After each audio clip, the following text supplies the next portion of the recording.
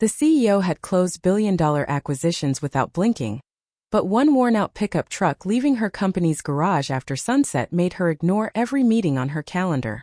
Have you ever realized someone you thought you understood was living a completely different life once the workday ended? If a story like that speaks to you, stay with me because this one begins with a simple decision that quietly changed two lives. Every Friday evening, just after 6, the last employees drifted out of Ashford Automotive Group's headquarters in downtown Columbus, Ohio. Luxury sedans slipped through the security gate.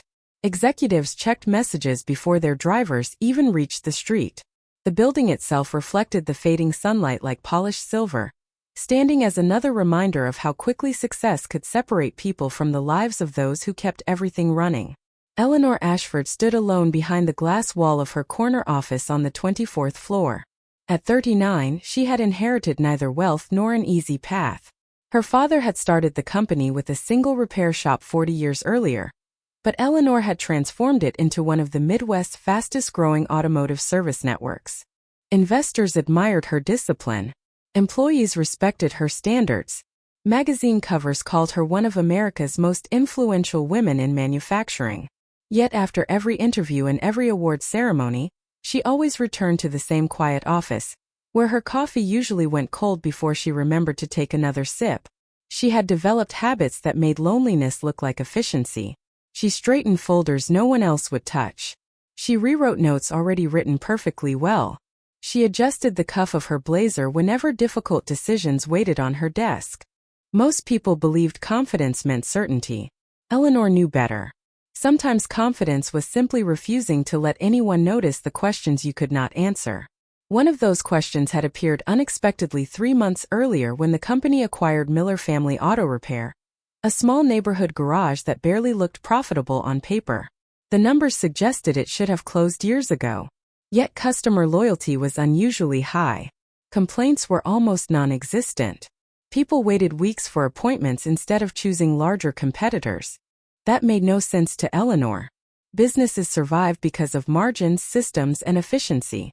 Loyalty alone rarely balanced the books, which was why one employee's file kept finding its way back onto her desk.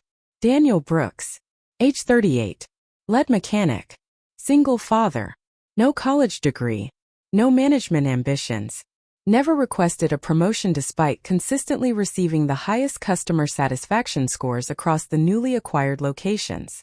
His attendance record was flawless. His overtime requests were almost non-existent. His performance evaluations contained the same curious sentence over and over again. Customers trust him more than our policies explain. Eleanor disliked sentences that could not be measured. They belonged in novels, not business reports. Earlier that afternoon she had visited the garage without announcing herself. Most employees had barely looked up from their work, but Daniel had quietly wiped his hands before greeting every customer, even when his coveralls were stained with grease. He listened longer than necessary. He never interrupted. He remembered an elderly woman's first name before she offered it. When a young mother apologized because she could not afford every repair, Daniel simply reorganized the work order without making her embarrassment visible. Eleanor noticed something else. He never once looked toward the office where visiting executives stood observing him.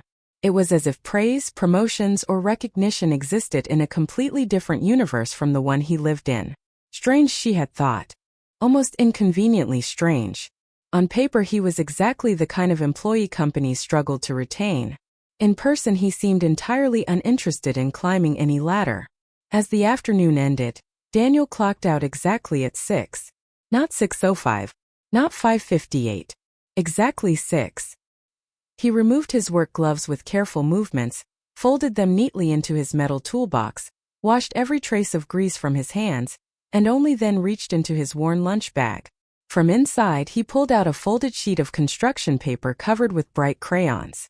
A child's drawing. He smiled for less than 2 seconds before placing it safely back inside. It was the first genuine smile Eleanor had seen from him all day. Then he climbed into an aging blue pickup whose paint had long surrendered to Ohio winters. She watched the truck disappear beyond the security gate.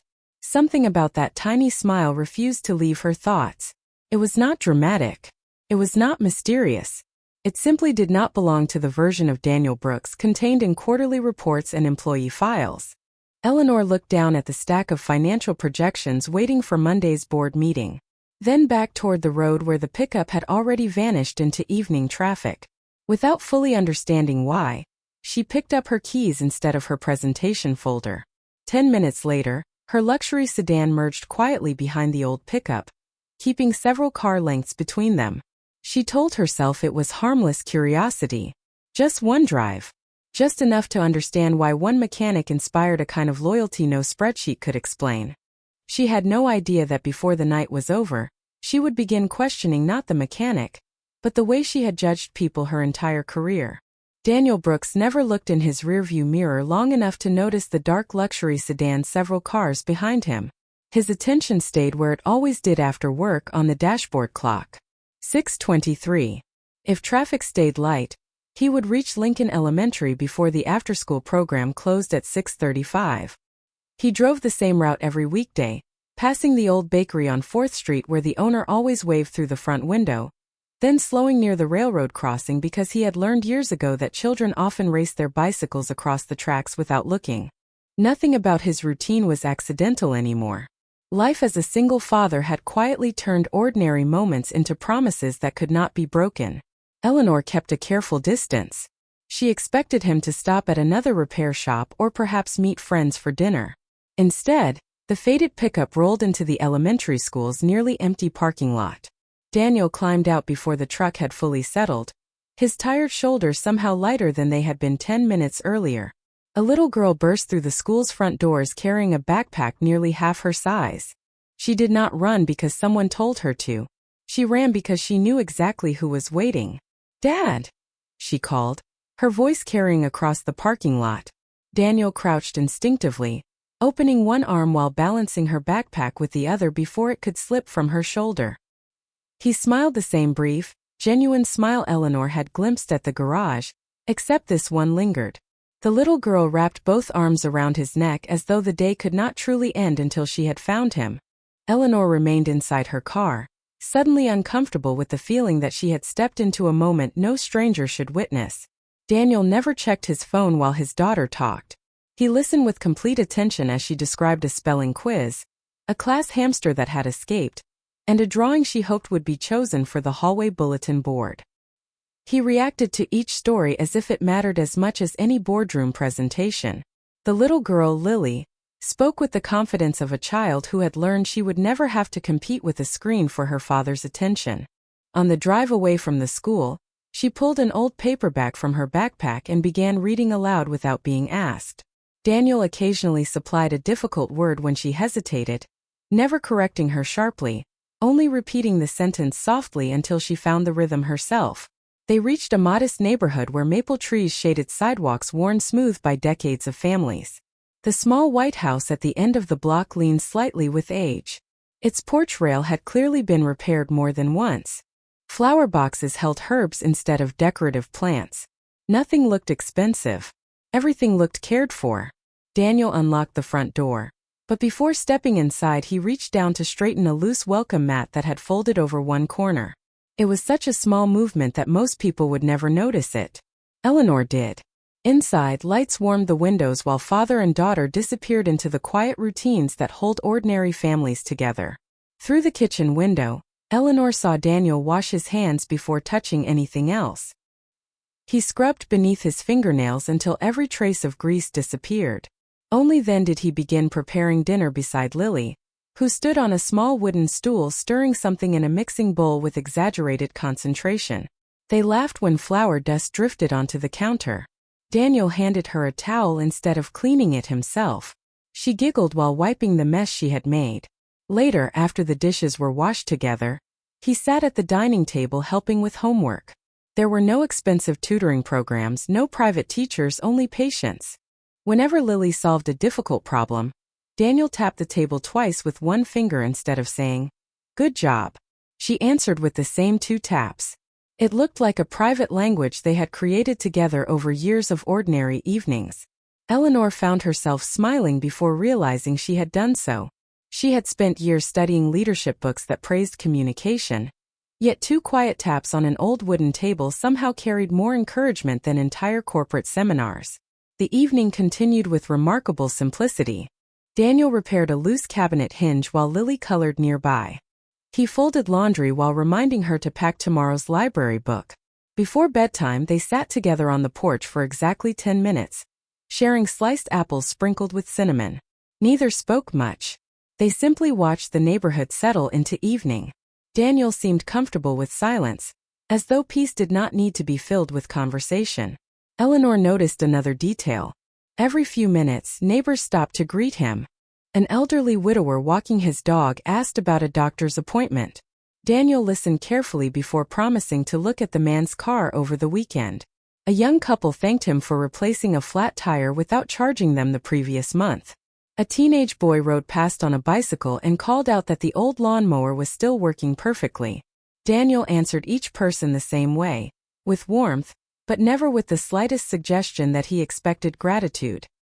He accepted thanks almost awkwardly, changing the subject whenever compliments lingered too long. The neighborhood did not seem to admire him because he was extraordinary. They trusted him because he was dependable. There was a difference Eleanor had rarely considered. She glanced at the dashboard clock. Nearly 9. Her phone displayed 12 missed messages from executives preparing Monday's board meeting. She ignored them for another minute, watching Daniel switch off the porch light after carrying his sleepy daughter inside.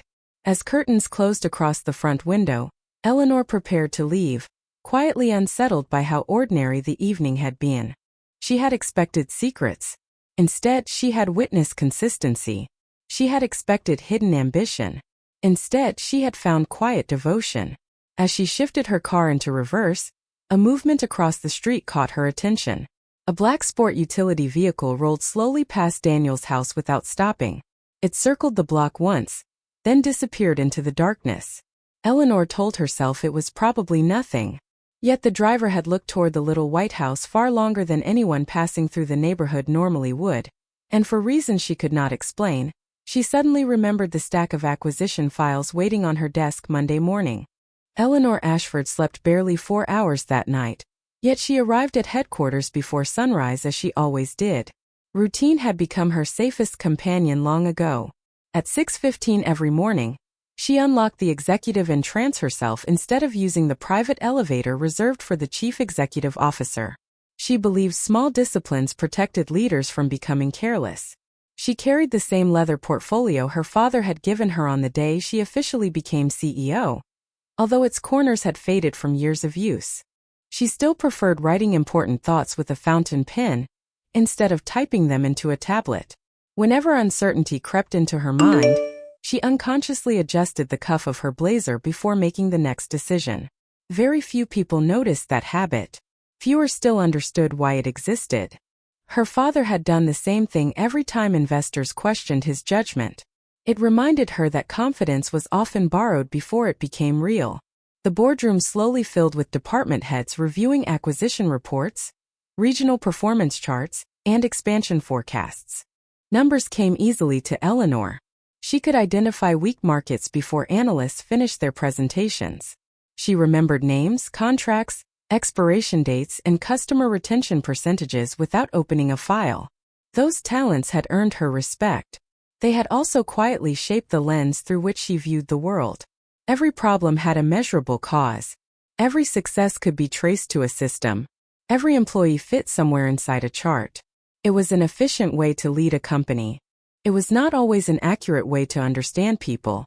During the operations briefing, Martin Keller, the company's chief financial officer, summarized the integration of the neighborhood garages acquired over the previous quarter. Lincoln District location remains under average profitability, he said while tapping a graph projected across the wall. Customer loyalty is unusually high, but repair volume limits long-term growth. We may need staffing adjustments. Eleanor studied the familiar numbers. The garage where Daniel worked still occupied the lowest third in overall revenue despite producing the highest customer satisfaction scores in the region. On paper, Martin's recommendation made perfect sense. Sometimes, another executive added with polite confidence, employees become emotionally attached to old business models. Community relationships are valuable, but they cannot replace scalable performance. Eleanor almost nodded. It was exactly the conclusion she herself would have reached only 24 hours earlier. Yet images from the previous evening quietly interrupted her thoughts. A father stopping everything to hear about a spelling quiz. 2 taps on a wooden table. Neighbors trusting one man with problems that had nothing to do with engines. None of those moments appeared anywhere in the quarterly report spread across the conference table. Do we have performance concerns regarding the lead mechanic? Eleanor asked, keeping her voice carefully neutral. Human Resources Director Rebecca Lawson opened Daniel Brooks's file. Actually, no. His technical evaluations are excellent. Customers specifically request him. Employee complaints, none. Safety record, spotless. He simply does not pursue advancement. Rebecca paused before adding, some managers describe him as lacking ambition.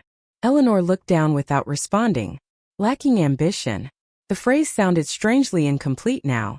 Was a man without corporate ambition necessarily a man without purpose? Or had everyone, herself included, mistaken one for the other? The meeting moved on, but her attention drifted. She remembered the elderly neighbor thanking Daniel. She remembered Lily reading aloud inside the pickup truck. She remembered the careful way Daniel had washed every trace of grease from his hands before hugging his daughter. Those details resisted being organized into the categories she normally trusted. Late that afternoon, Eleanor left headquarters to visit another service center across town.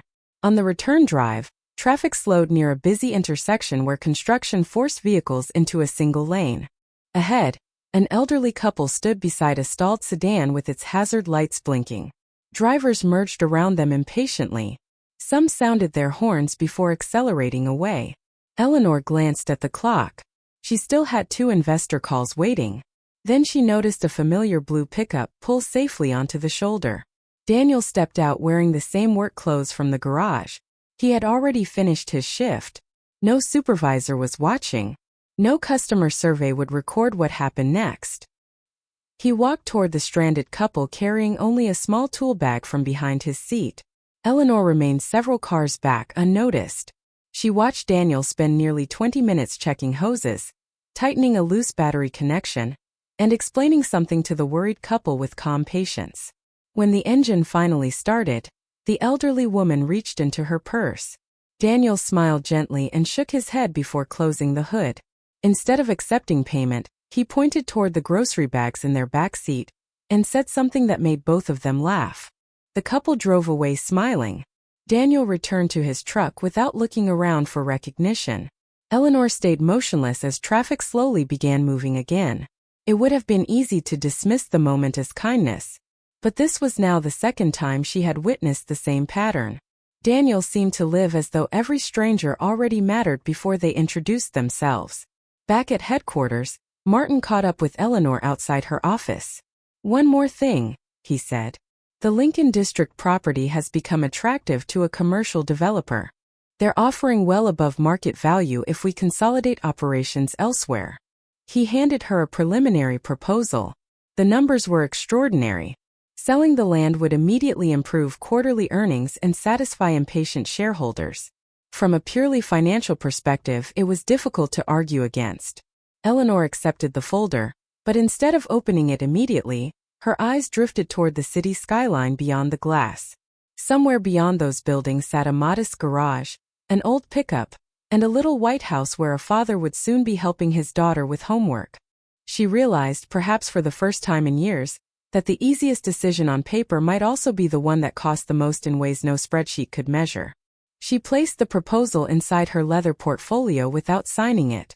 Then, almost absent-mindedly, she adjusted the cuff of her blazer. "Do not announce anything yet," she told Martin.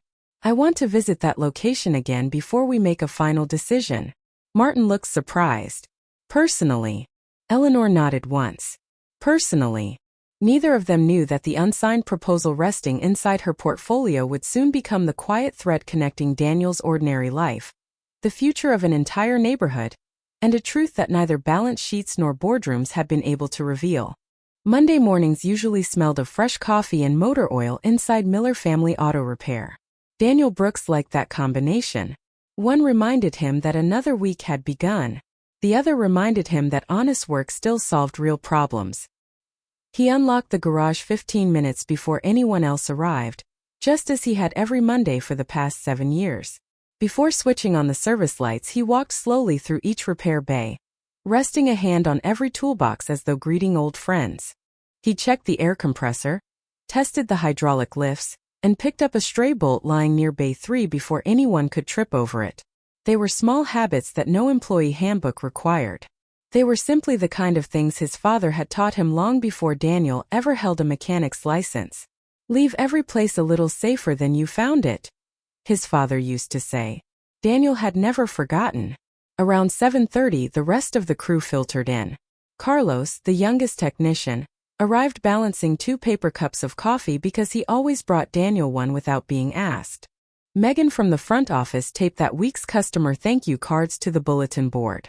Mr. Henderson, a retired school bus driver, waited outside before opening time because he trusted no one else to service the pickup he had owned for nearly 20 years. The garage was not just a business. It had quietly become part of the neighborhood's rhythm. Daniel greeted every customer by name when he could. When he could not, he remembered something else instead. A granddaughter starting college. A son deployed overseas. A recent knee surgery. People rarely expected a mechanic to remember details unrelated to their vehicles. Somehow Daniel always did. Shortly after 9, an unfamiliar delivery van rolled into the lot. A driver climbed out looking frustrated, glancing repeatedly at his watch. The company logo on the side belonged to a regional nonprofit that delivered meals and medical supplies to elderly residents throughout Franklin County. Carlos walked over first and returned a minute later. "Transmission's failing," he said quietly. "They're asking if we can squeeze them in today." Megan checked the schedule and frowned. Every repair bay was booked until late afternoon. Several customers had already waited weeks for appointments. Delaying even one repair would create a chain reaction of missed commitments. Carlos lowered his voice. "We should probably send them somewhere else." Daniel nodded without answering immediately. Instead, he stepped outside and crouched beside the van. The transmission fluid had leaked steadily down the housing. One hard shift could leave the vehicle stranded somewhere across the county. He looked through the windshield and noticed insulated containers stacked neatly inside. Printed labels listed addresses, medications, dietary restrictions, and delivery times. Whoever depended on those supplies was probably already waiting. The driver rubbed the back of his neck. "We've got 42 stops today," he admitted. "If we miss them, some folks won't get their meals until tomorrow. But I understand if you can't fit us in." Daniel remained silent for several seconds. He knew exactly what the repair would require. At least 3 hours if nothing unexpected appeared. 3 hours meant canceling appointments that had been scheduled weeks in advance. It also meant the garage would lose money because the nonprofit clearly could not pay emergency rates. Worse still, corporate performance software would record another missed efficiency target. Since the acquisition, every hour was measured. Every delay appeared on reports reviewed by regional managers. Daniel understood all of that. He also imagined someone opening an empty refrigerator while waiting for a delivery truck that never arrived. His decision came quietly, the same way most important decisions in his life had come. "Back it into Bay 2, he said. Carlos blinked. "What about the schedule?" Daniel looked toward the waiting room where customers had already begun arriving. "I'll explain it to them." One by one, he walked to each customer instead of making a group announcement. He apologized personally. He offered loaner vehicles where available. He rearranged his own lunch break and promised to stay late if necessary. A few people looked disappointed. Most simply nodded after hearing why the nonprofit van needed immediate attention. Mr. Henderson smiled beneath the brim of his old baseball cap. "Son," he said warmly, "my fishing trip can wait. Somebody else's dinner can't." Daniel thanked him and got to work. Grease covered his hands before the first hour had passed. Carlos noticed something unusual. Daniel was moving faster than normal but never carelessly. He explained every step while allowing the younger mechanic to assist, turning the unexpected repair into a lesson instead of simply finishing it himself. "If you rush because you're worried about the clock," Daniel said while tightening the replacement assembly, You'll usually end up doing the same job twice. Carlos nodded, storing the advice away without realizing he would remember those words for years. By early afternoon, the van was running smoothly again. The relieved driver reached for a company credit card. Daniel shook his head before the man could finish. Charge the standard rate, he told Megan quietly.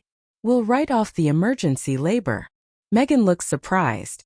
Corporate may question that. Daniel smiled faintly.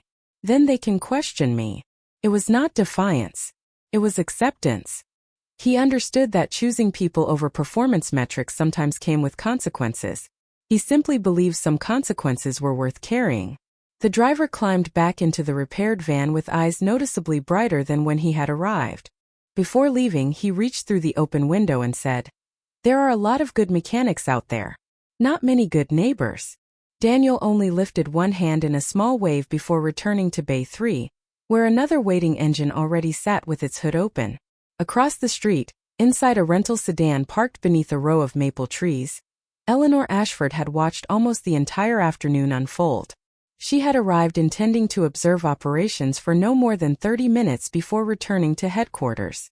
Instead, she found herself watching a man willingly accept lower productivity, possible criticism, and extra hours of work simply because strangers he would never meet deserved to eat on time. She never opened the notebook resting on the passenger seat. She never stepped out of the car. She simply watched Daniel lock the garage nearly 2 hours later than usual, his shoulders visibly tired but his expression peaceful.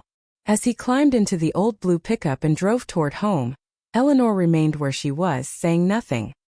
Hidden behind the windshield's reflection, she carried with her something far more unsettling than another observation. For the first time since becoming chief executive officer, she had witnessed an employee make a decision that would almost certainly look wrong on every report she would receive the following week, yet she could not shake the feeling that it was the most valuable decision anyone in her company had made all month. By Wednesday morning, the numbers had already begun telling a story that ignored everything Eleanor Ashford had witnessed with her own eyes. The regional operations dashboard arrived in every executive's inbox at precisely 8 o'clock. Red indicators highlighted missed productivity targets, delayed appointments, overtime expenses, and reduced labor efficiency. Miller Family Auto Repair appeared near the bottom of the weekly rankings. The software had no column labeled, 42 elderly residents received their meals on time. It had no metric for trust, compassion, or quiet sacrifice. It simply measured time against money, and this week Daniel Brooks had failed the calculation. At the garage, nothing about Daniel's routine changed.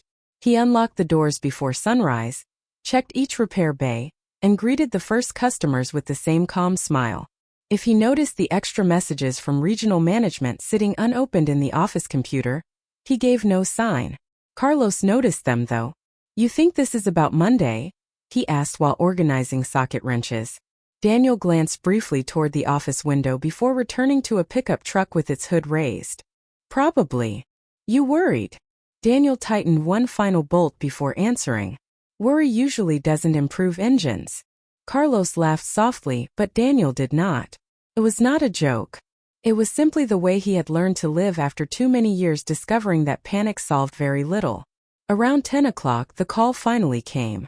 The regional operations manager requested an immediate video conference with the garage supervisor and Daniel. Employees continued working while Daniel quietly washed his hands and walked toward the office. Megan watched him pass. "Good luck," she whispered. Daniel smiled politely. "We'll see what today asks of us." Inside headquarters, Eleanor sat in another meeting while Martin Keller reviewed declining quarterly margins. His presentation eventually reached a familiar slide. "Lincoln District continues underperforming," he said. Monday's unauthorized scheduling changes reduced efficiency by another 14%. Eleanor remained expressionless, though she already knew exactly what the report referred to. Martin continued.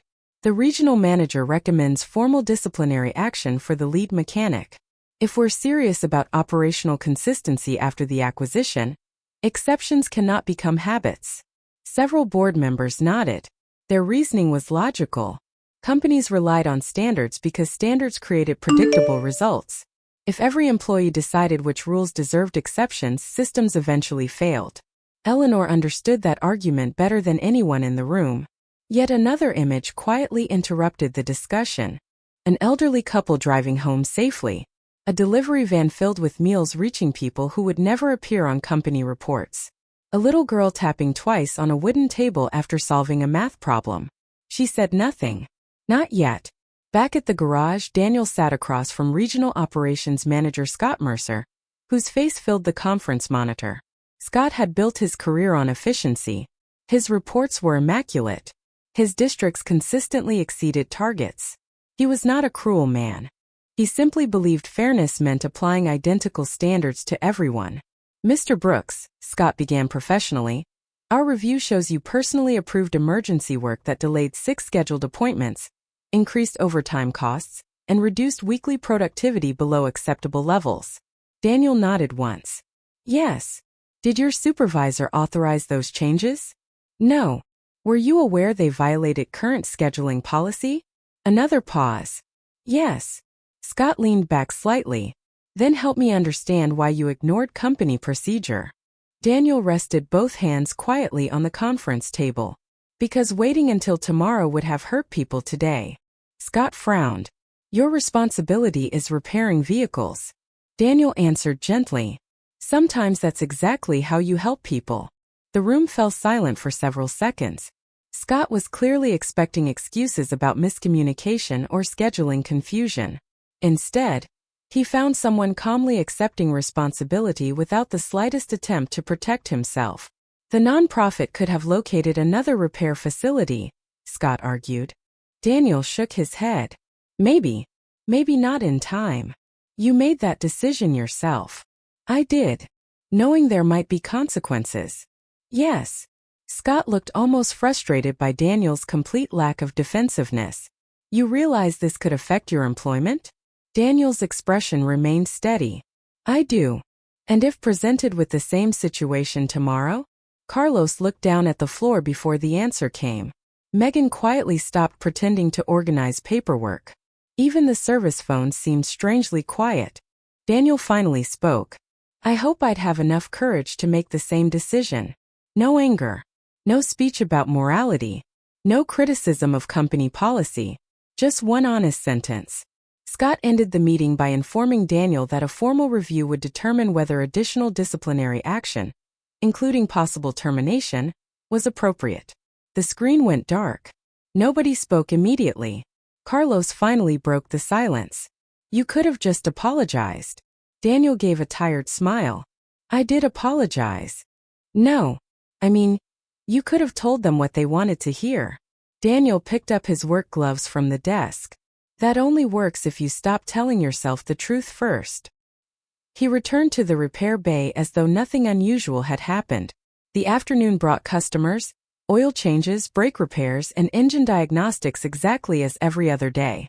Daniel gave each person the same attention he always had. When Mrs. Alvarez mentioned her grandson's baseball game that weekend, he remembered to wish him luck.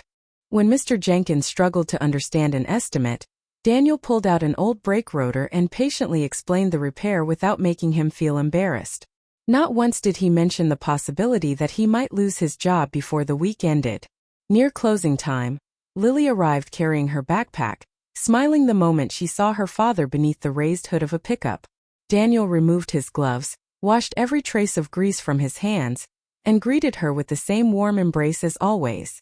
If she sensed anything was wrong, he refused to place that burden on her shoulders. Children deserved evenings, not adult worries. Across town, Eleanor remained alone inside her office long after the building had begun emptying. Martin had already forwarded the preliminary disciplinary paperwork requiring only executive approval before moving forward. She opened the document, reading each sentence carefully. Everything inside was factually correct. Dates, times, policy violations, productivity losses. Yet the most important part of the story was missing. There was nowhere to record character, nowhere to document integrity, nowhere to measure the kind of leadership that quietly inspired entire neighborhoods. As she reached for her fountain pen, something small slipped from between the pages of Daniel's personnel file and landed softly on her desk. She bent to pick it up. It was a faded customer comment card from years before the acquisition, handwritten instead of typed. Across the top in uneven letters, someone had written only one sentence. If you ever want to know who this man really is, don't ask his boss. Ask the people he helps when nobody is watching. Eleanor stared at the card for a long moment, unaware that she had just uncovered the first piece of evidence pointing toward a truth much larger than a single performance review. Thursday arrived wrapped in a steady autumn rain that softened the edges of the city. Water gathered along the curbs outside Miller Family Auto Repair, turning streetlights into long ribbons of gold across the pavement. Daniel Brooks had always liked mornings like this. Rain slowed people down. Customers spoke more gently. Engines sounded different beneath wet air, their familiar rhythms carrying through the open service bays with a quieter honesty. He unlocked the garage before dawn as usual, the heavy metal door rolling upward with its familiar rattle. The scent of damp concrete mixed with fresh coffee drifting from Megan's office. Before anyone else arrived, Daniel walked through each repair bay in silence. He rested his fingertips against the cool steel of every lift, checked the pressure gauge on the air compressor, and paused beside an old wooden workbench scarred by decades of use. Near one corner sat a faded photograph tucked behind a cracked glass jar of bolts. It showed a younger Daniel standing beside his late wife, Emily, outside the same garage years before the company acquisition. Their clothes were stained with grease. Neither looked at the camera. They were laughing at something just beyond the frame. Daniel did not pick up the photograph. He never needed to. He only brushed a thin layer of dust from the glass with the edge of a clean shop towel before beginning another day. It had become another quiet promise. Some memories did not need to be spoken to remain alive. Outside, the rain continued tapping gently against the metal roof. The sound blended with the distant whistle of a freight train crossing the western edge of town. Daniel had always found comfort in ordinary noises. They reminded him that life kept moving even when hearts needed more time to heal.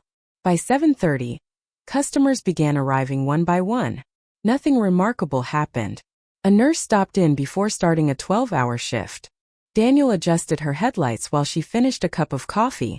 A young father carrying an infant asleep against his shoulder apologized for being late. Daniel simply smiled and moved his appointment without mentioning the schedule.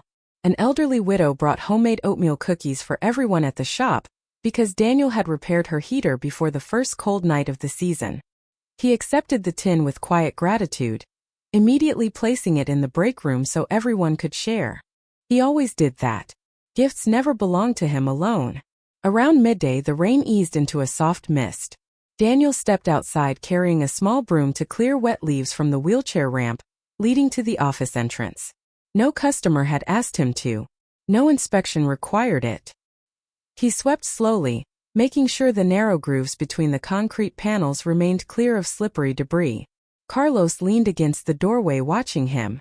"You know the maintenance crew usually handles that, right?" Daniel smiled without stopping. "Maybe." Carlos shrugged. "Then why do it yourself?" Daniel looked down at the clean path stretching toward the parking lot.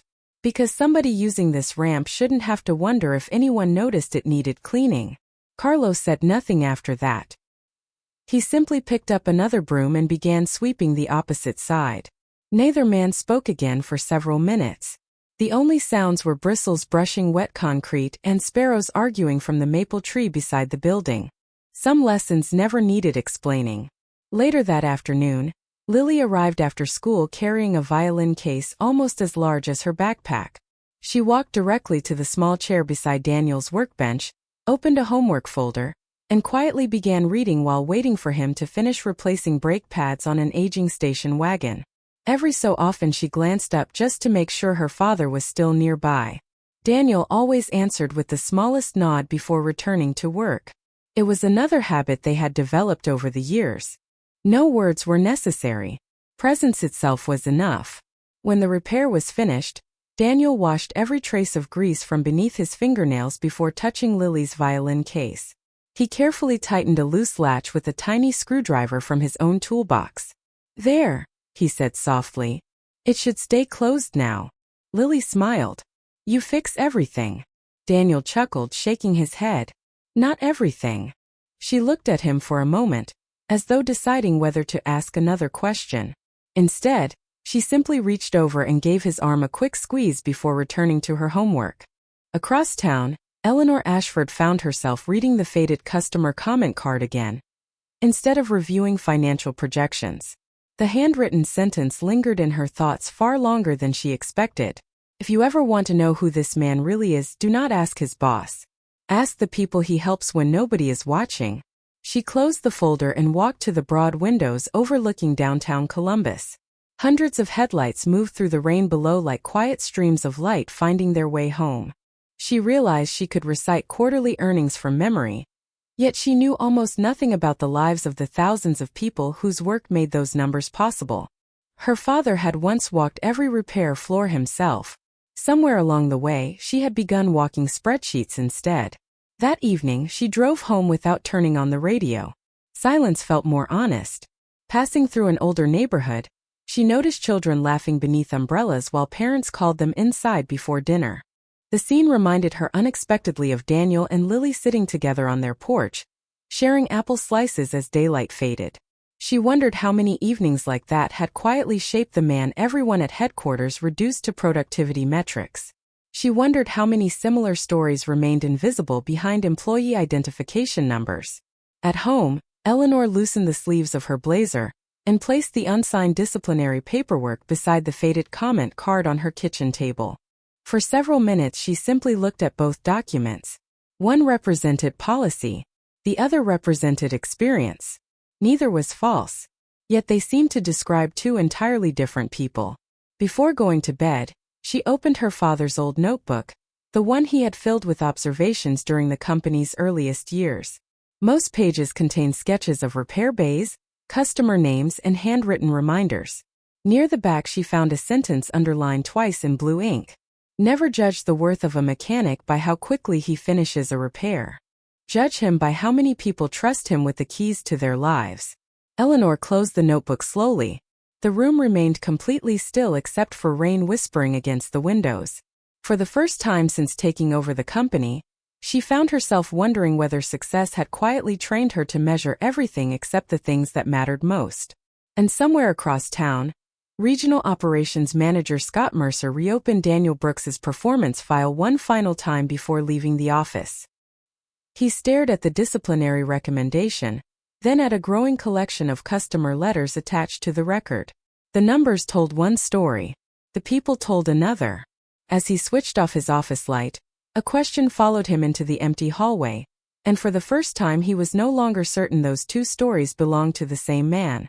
Friday morning began with a thin layer of fog resting over Columbus, softening the outlines of buildings and muting the sounds of early traffic. Inside Ashford Automotive Group headquarters, the executive floor was already alive with polished shoes crossing marble floors, elevators chiming, and assistants preparing for the monthly operations review.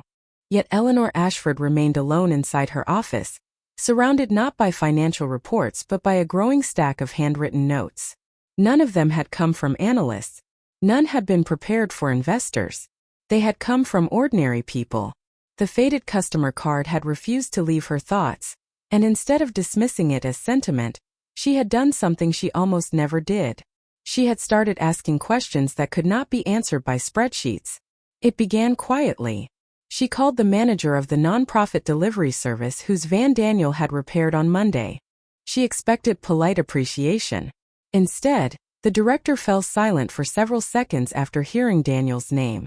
"You mean the mechanic who stayed late?" the woman finally asked. "Our drivers still talk about him." Eleanor listened as she learned something Daniel himself had never mentioned. The meals inside that van had not only been food deliveries. 3 of the insulated containers had carried temperature-sensitive medication for homebound seniors who could not travel. One recipient was recovering from heart surgery. Another lived alone after losing her husband the previous winter. "He never asked for publicity," the director said gently. "He just told our driver to get back on the road." Eleanor thanked her and made another call. Then another. She contacted the elementary school Lily attended. The principal recognized Daniel's name immediately. "Mr. Brooks," she said warmly. "He's one of those parents every school hopes for." Eleanor expected stories about volunteering at fundraisers or attending conferences. Instead, the principal described something much quieter. Whenever another parent could not pick up a child because of illness or an emergency, Daniel was often the first to offer help after finishing work. He repaired broken playground benches on weekends without charging the school. Every winter he quietly paid the overdue lunch balances of several students through anonymous donations left in sealed envelopes. "We figured it out eventually," the principal admitted with a soft laugh. He kept using the same old handwriting on every envelope. Eleanor stared through the office window while writing notes with her fountain pen. The picture was growing larger. None of these people knew each other. None had reason to coordinate their stories. Yet every conversation described the same man. Reliable, quiet, honest, present. The words repeated themselves with almost unsettling consistency. Around noon she drove to the neighborhood where Daniel lived, not to follow him this time, but to understand the place that had shaped so many of the stories she was hearing.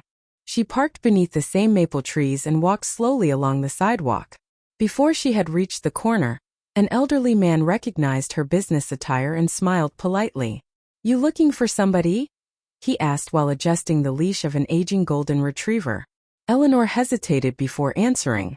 "Actually, I was hoping to learn a little about Daniel Brooks." The man's expression brightened immediately. "Danny." He laughed softly. "You won't find many people around here willing to say a bad word about him." Over the next 20 minutes, Eleanor met neighbors she had never known existed despite owning the company that employed Daniel. A retired nurse explained how Daniel checked on her furnace every autumn after her arthritis made climbing basement stairs difficult. A widowed veteran described finding his driveway shoveled before sunrise after every heavy snowfall, though he had never once seen Daniel doing it.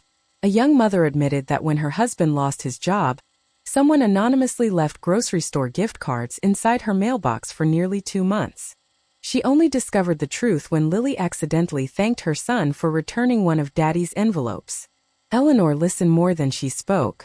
She noticed something remarkable. No one described Daniel as extraordinary.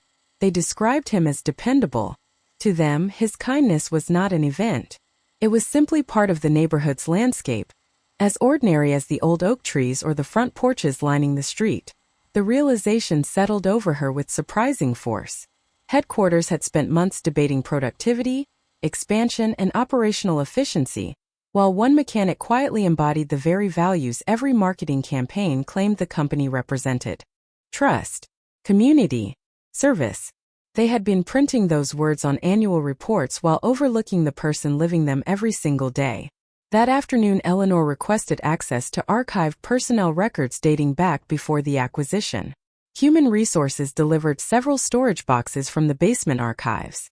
Most contained routine paperwork.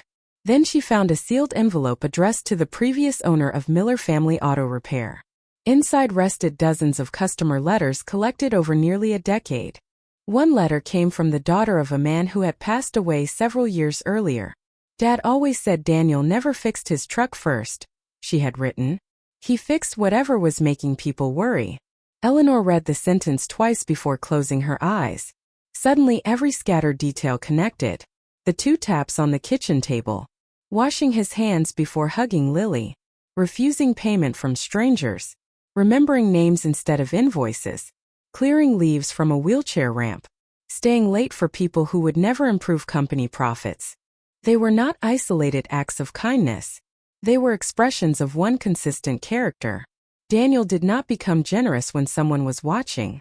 He simply never stopped being the same person.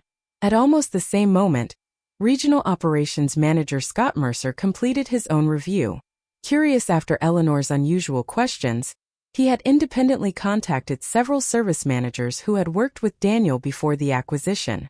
Every conversation ended the same way. "If you need someone to do the right thing when nobody is looking," one former supervisor told him, "send Daniel." Scott leaned back in his chair, staring at the unsigned disciplinary recommendation.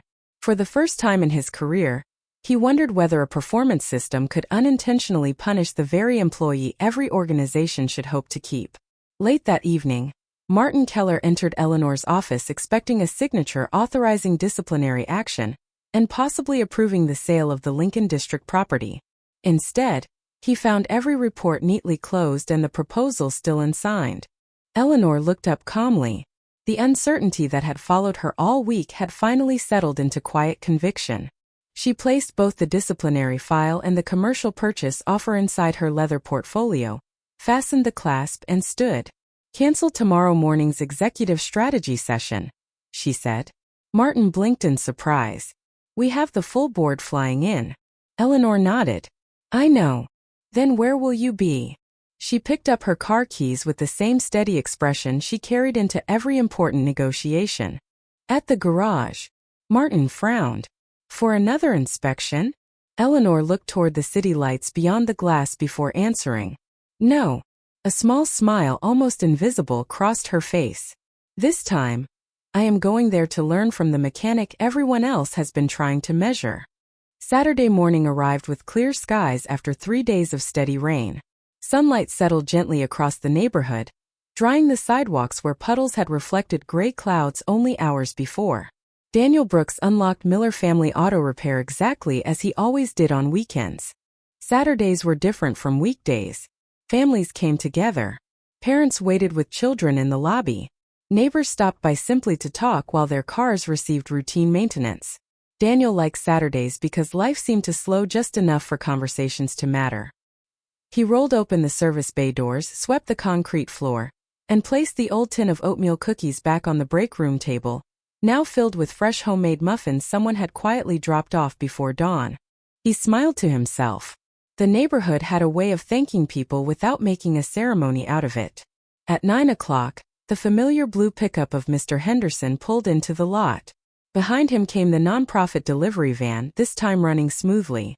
Then the retired nurse Eleanor had met the day before. Within half an hour, the small waiting room felt less like a business and more like a gathering place.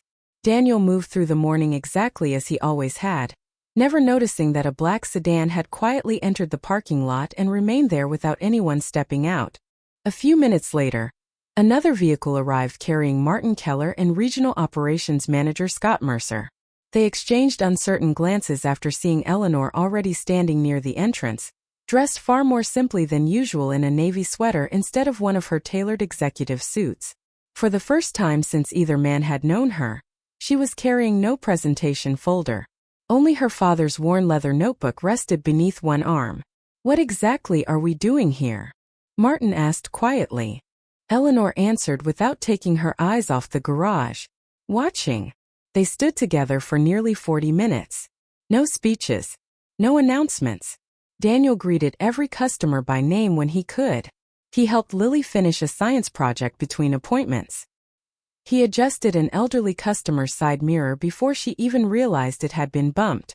When a little boy accidentally dropped a toy truck beneath a repair lift, Daniel crawled under the vehicle himself instead of asking someone else to retrieve it. Every small act reflected the same quiet consistency Eleanor had been uncovering all week. Finally she closed her notebook. "Come with me," she said. Inside the garage, conversation gradually softened as customers noticed the unexpected visitors. Megan looked surprised. Carlos instinctively wiped his hands on a shop towel. Daniel walked forward after washing the grease from his hands at the sink, exactly as he always did before greeting anyone. "Good morning," he said warmly. "Can I help you?" Eleanor smiled gently. "Actually, I hope you can." She looked around the garage before speaking again. "May I borrow a few minutes of everyone's time?" Customers nodded. Mechanics stepped away from their workbenches. Even the little boy with the toy truck climbed into a chair beside Lily. Eleanor took a slow breath. For perhaps the first time in years, she stood before a group of employees without hiding behind prepared remarks. "When our company acquired this garage," she began, "I believed I understood what made a business valuable." She glanced toward Martin before continuing. "I believed efficiency could explain almost everything." Her eyes settled on Daniel. "I was wrong." The room became perfectly still. Eleanor did not rush. She had spent an entire week learning that some truths deserved patience. "I watched this garage through reports." She lifted a folder filled with productivity charts. These pages showed delayed appointments, overtime, and lower profit margins. Then she placed the reports quietly on a nearby workbench without opening them. From her notebook she removed the faded customer comment card that had changed everything. But someone once wrote, "If you ever want to know who this man really is, do not ask his boss. Ask the people he helps when nobody is watching." She turned toward the customers gathered inside the waiting room. "So that is exactly what I did." One by one she spoke about what she had learned. The meals delivered on time. The anonymous lunch balances at the elementary school. The repaired wheelchair ramp. The elderly neighbors. The grocery gift cards.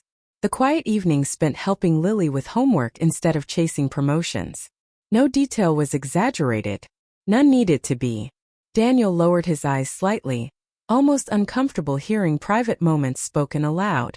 Eleanor noticed and gently stopped before saying anything that belonged only to him.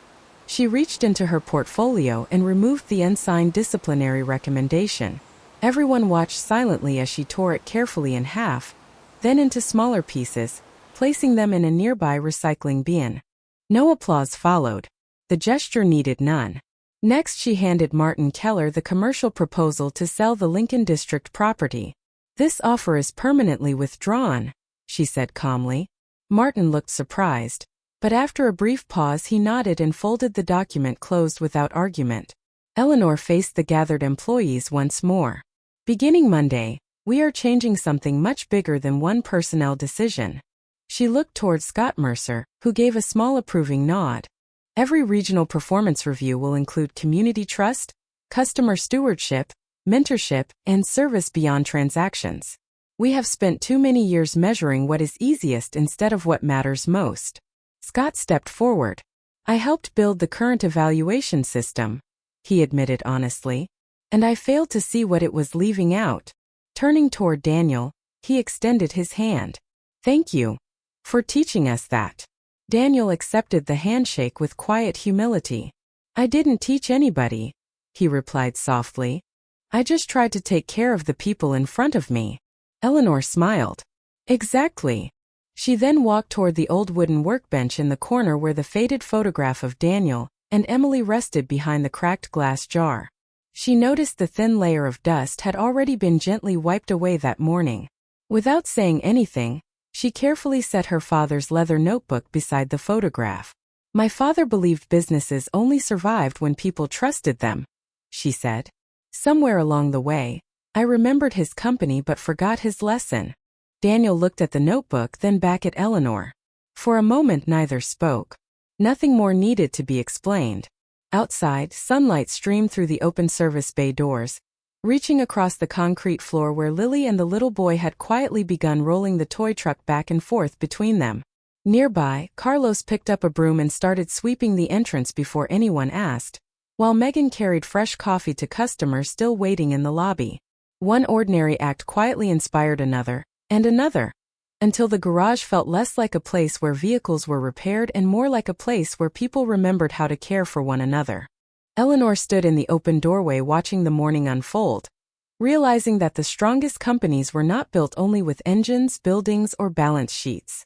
They were built one quiet act of trust at a time, just like the little white house, the old blue pickup, and the mechanic who had never needed anyone to notice him in order to become the kind of man everyone remembered. Monday morning arrived without fanfare. No television cameras waited outside Miller Family Auto Repair. No newspaper reporters crowded the parking lot. The neighborhood looked exactly as it always had. Children hurried toward school buses with oversized backpacks. Someone walked a golden retriever beneath the maple trees. The old bakery on 4th Street placed fresh bread in its front window before sunrise. Life had quietly resumed its familiar rhythm, and somehow that felt like the most honest ending of all.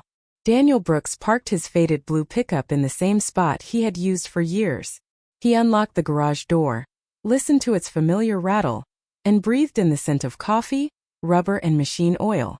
Some people measured success by how dramatically life changed after recognition. Daniel measured it by whether he could still greet the first customer with a steady smile. Inside the office, one small difference caught his attention. Hanging beside the service counter was a new wooden plaque. It was simple, almost understated, carved from walnut instead of polished metal. The words read, "Trust is our first repair." No corporate logo dominated the sign. No executive name appeared beneath it. Daniel smiled quietly before running his fingers across the smooth wood. He did not ask who had ordered it. Somehow he already knew. A few minutes later, Eleanor Ashford arrived carrying nothing except a small paper bag from the neighborhood bakery.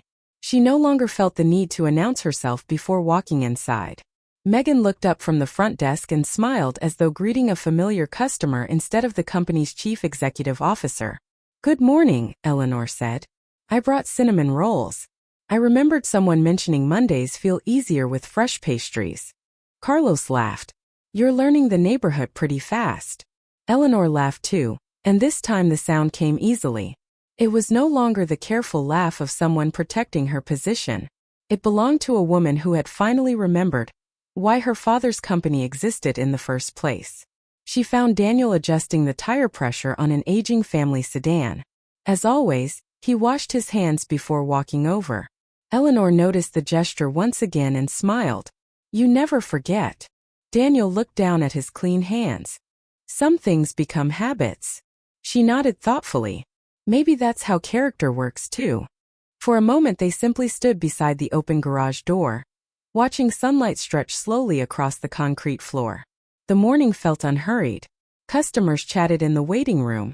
Lily sat at the familiar wooden table finishing homework before school, tapping her pencil lightly whenever she paused to think.